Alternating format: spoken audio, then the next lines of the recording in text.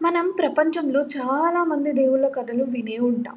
కానీ పుట్టిన వెంటనే తన తండ్రికే భయం కలిగించిన దేవుడి గురించి తెలుసా? అతడే శని. శని పుట్టే సమయంలో అతని తల్లి తీవ్రమైన తపస్సు చేస్తూ ఉండేది. ఆమె మనస్సు శివుడి పైన మాత్రమే ఉండేది. ఆ తపస్సు ప్రభావం మొత్తం అతని గర్భంలో ఉన్న శనిపై పడింది. అందుకే శని సాధారణంగా పుట్టలేదు. అతని చూపులోనే ఒక విచిత్రమైన శక్తి ఉంటుంది. శని పుట్టిన వెంటనే అతడు మొదటిసారిగా తన తండ్రి అయిన సూర్యదేవుణ్ణి చూస్తాడు. చూసిన వెంటనే సూర్యుడి కాంతి తగ్గిపోతుంది.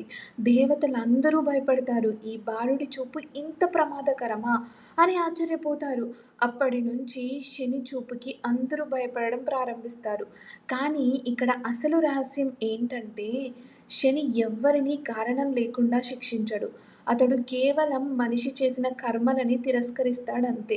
అందుకే శని నెమ్మదిగా పనిచేస్తాడు. ఎందుకంటే శని కోపంతో కాదు, న్యాయంతో తీర్పు ఇస్తాడు.